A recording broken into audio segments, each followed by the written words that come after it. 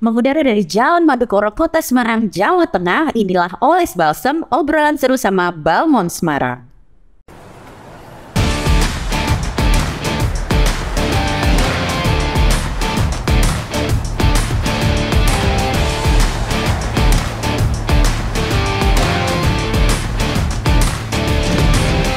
Assalamualaikum warahmatullahi wabarakatuh. Selamat datang sejahteramu Sobat Frekuensi di Oles Balsem, obrolan seru sama Balmond Semarang. Bersama saya Wina yang akan memandu podcast ini hingga akhir acara. Nah, Oles Balsem ini merupakan podcast yang akan membahas berbagai topik seputar telekomunikasi, spektrum frekuensi radio, ataupun isu terkini lainnya. Nah, setelah di episode perdana yang lalu, kita sudah membahas dan mengupas tuntas nih tentang Balmond Semarang dan juga peran dan tugasnya. Di episode kali ini kita juga akan membahas tentang satu layanan publik yang diselenggarakan oleh Balmond Semarang yang bernama Ujian Negara Amatir Radio.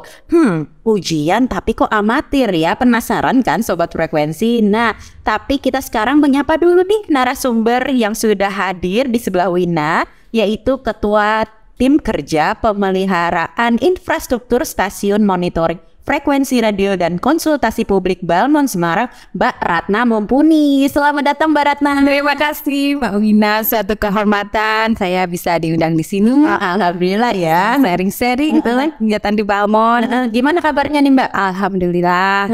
Ya seperti biasa. Seperti biasa ya, sibuk banget kan seperti biasa gitu. Oke. Tapi mungkin untuk lebih afdol, kita oles-oles balsemnya dulu. Ada gimmicknya ya. Ini ada gimmicknya ya. Ini kebetulan juga pegel-pegel. Oh gitu. Oh ini do endorse ya Mbak? Iya. Di endorse ya. Bisa menerima endorse ya. Siapa bisa menawarkan di sini sponsor.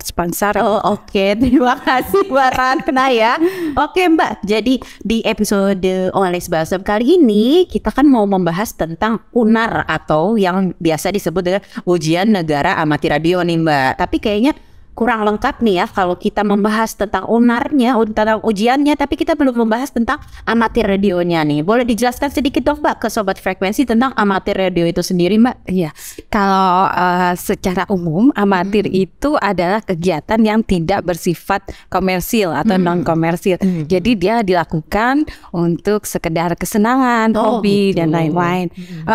Kalau sesuai regulasi pasal 1 Peraturan Menteri Kominfo nomor 17 tahun 2018 tentang kegiatan amatir radio dan komunikasi radio antar penduduk. Kegiatan amatir radio adalah komunikasi radio mengenai ilmu pengetahuan, penyelidikan teknis dan informasi yang berkaitan dengan teknik radio dan elektronika.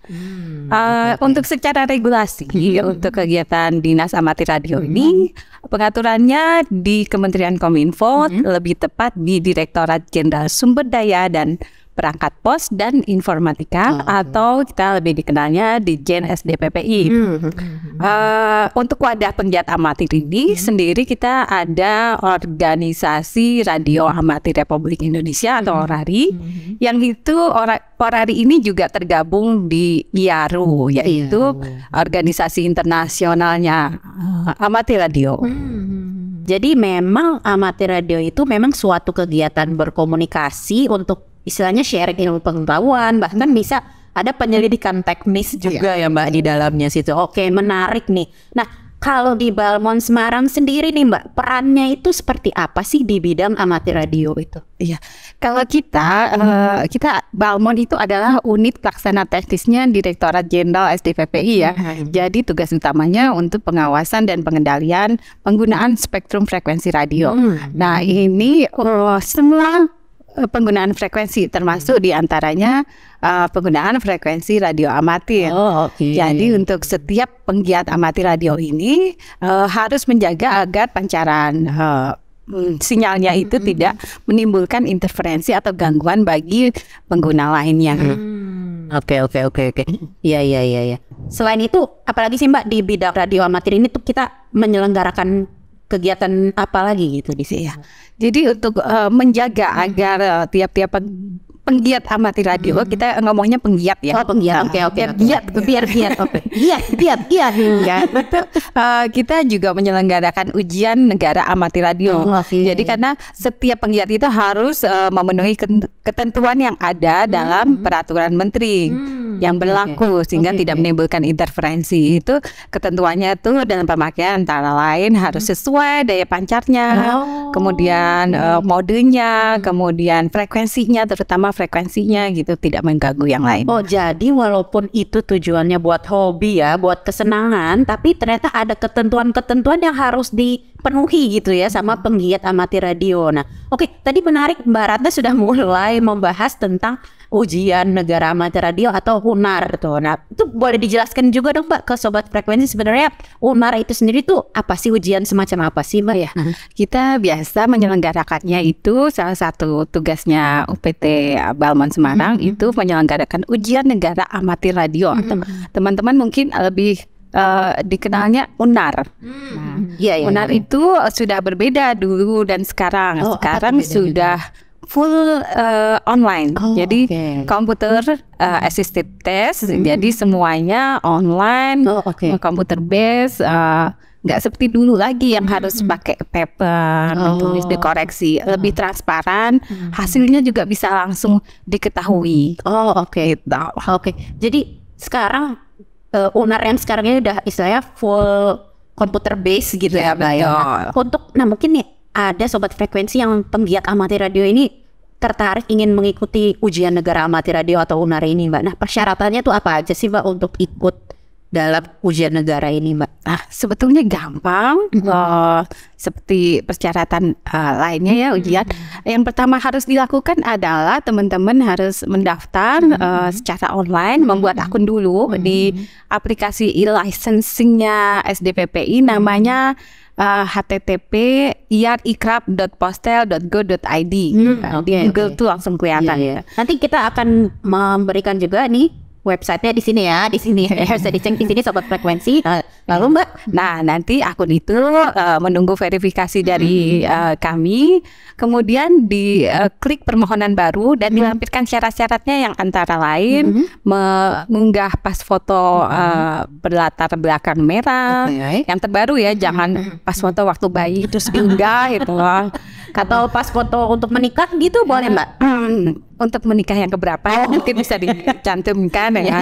Lebih baik yang sesuai aja, jangan hina panitia ini orangnya yang mana gitu, nggak terlalu pangling lah ya. Siap. Kemudian ada juga scan KTP dan untuk calon peserta yang usianya belum 17 tahun itu harus menyertakan surat keterangan dari wali atau orang tua. Oh gitu, oke. Dan pokoknya memang sudah full komputer base, digital ya, serba digital semua. Tinggal penggiat amati radio Sobat Frekuensi ini bisa mengupload ke situs yang ada di sini. Oke, nah baik.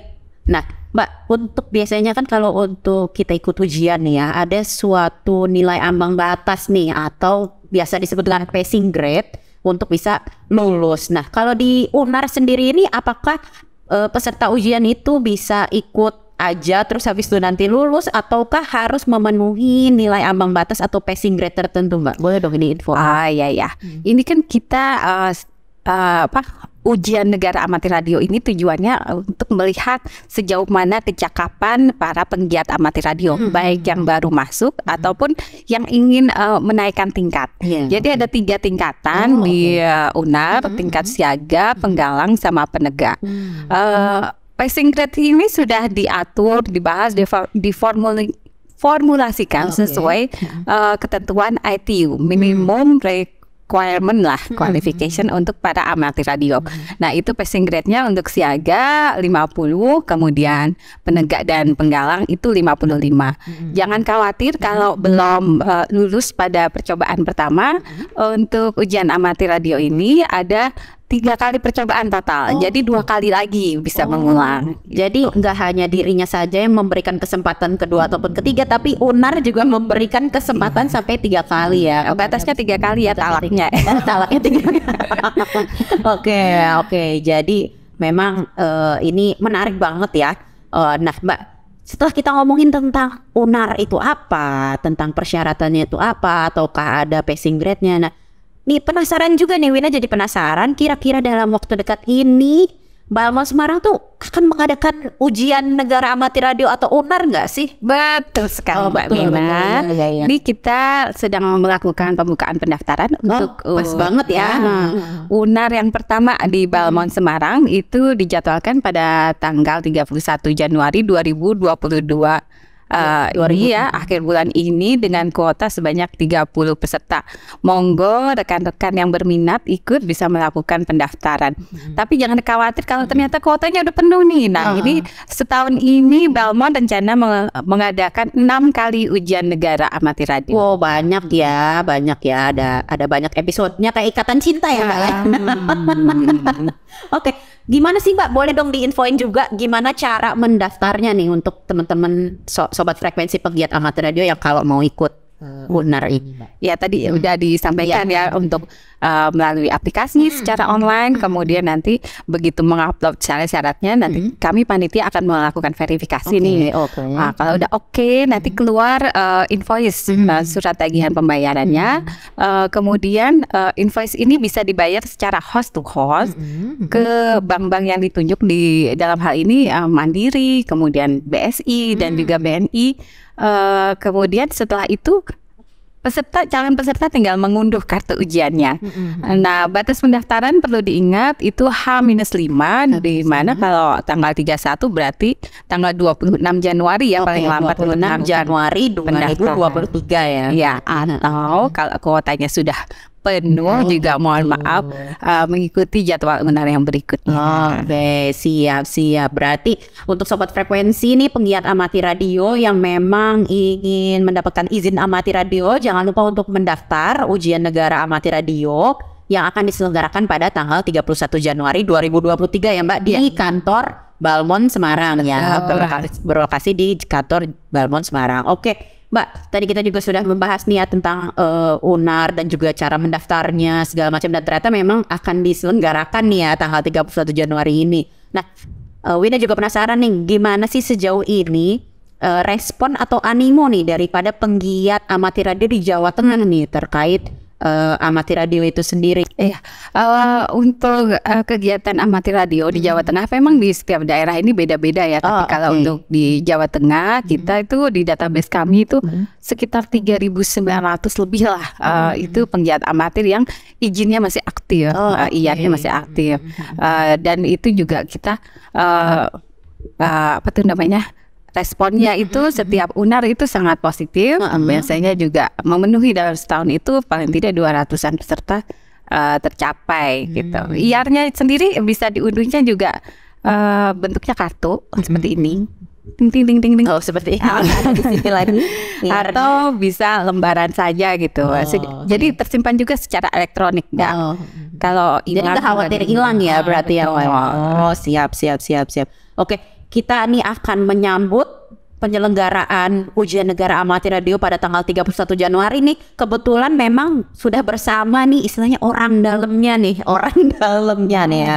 Nah, kalau kita misalnya mau mengikuti ujian itu kan biasanya kita menyusun strategi nih ya Mbak ya. Gimana caranya untuk menjawab soal secara lancar hingga mencapai nilai ambang batas yang memang ditentukan dan ataupun memang mendapatkan nilai yang memuaskan nih. Nah, sebagai orang dalamnya nih Mbak di UNAR nih, boleh dong di-share dong ke sobat frekuensi penggiat amatir radio tips dan trik ataupun kiat-kiat supaya yang nanti ikut ujian bisa lulus dengan nilai memuaskan tuh Mbak. Boleh dong ya beneran pengen tahu ya. Soalnya banyak yang nanya juga nih di DM Instagram. Boleh dong di-share dong. Iya, ini sudah bertahun-tahun nih ada pertanyaan seperti itu. Bocorannya apa? Gimana kalau dibantu dong biar bisa lulus. Nah, sebetulnya sama-sama aja ya, ujian di mana-mana itu harus belajar, berlatih, berdoa, terus olahraga biar fit gitu biar kondisi tubuhnya itu prima saat mengerjakannya. Oke. Nah, tapi selain itu dari kementerian juga menyiapkan aplikasi yang membantu untuk teman-teman peserta untuk belajar. Nama aplikasinya Sinau atau Sinau kalau dalam bahasa Inggris sinau.postel.go.id. Ya bisa dicek di sini ya. Iya. Dicek di sini. Oke. Nah, untuk pembelajaran itu bukan cuma ujian negara amatir radio, tapi untuk krab juga teor itu banyak pilihannya. Nah, itu bisa dicoba-coba. Insya Allah benar-benar dipelajari, khatam nanti bisa lulus ujian. Amin, amin. Nah itu makanya tuh Sobat Frekuensi bisa langsung cek sinau.postel.go.id karena di situ banyak model-modelnya ya Mbak ya, banyak materinya ya. Nah oke. Nah kita udah tiba di penghujung acara Oles Balsem pada episode kali ini. Tapi sebelum menutup nih ya Mbak, boleh dong Mbak diajak nih teman-teman Sobat Frekuensi pegiat amatir radio untuk ikut ujian negara amatir radio yang akan diselenggarakan pada tanggal 31 Januari 2023 nanti Mbak. Boleh dong diajak. Iya, jadi kami dari pemerintah itu mengharapkan partisipasi dari para penggiat amatir radio ini terus-menerus berkembang ya, karena selain tentang teknik komunikasi atau teknik radio di transceiver itu juga bisa memicu berkembangnya teknologi di dinas-dinas lain. Selain itu, kegiatan amatir radio itu sangat kita perlukan untuk cadangan komunikasi negara. Jadi saya harap generasi yang sekarang nih, soalnya masih dominasinya generasi JADOE. Jadul. Nah ini biar tergelitik juga nih untuk ikut serta ini gimana sih sebetulnya komunikasi yang dasar yang sebetulnya kita punya dari awal sampai akhir, selain komunikasi seluler yang udah terlalu familiar sama kita. Nah, lagi pula untuk sistem pendaftaran ujiannya itu udah sekarang serba mudah, transparan dan dilakukan secara mandiri. Nah, itu juga paling tidak akan mempermudah masyarakat untuk mengetahui ini apa, kegiatannya apa, terus ketemu komunitasnya juga gitu.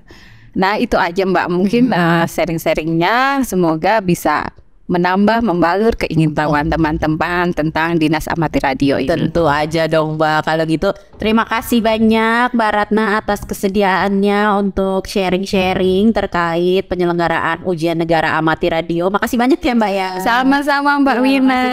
Terima kasih selanjutnya. Amin. Oke.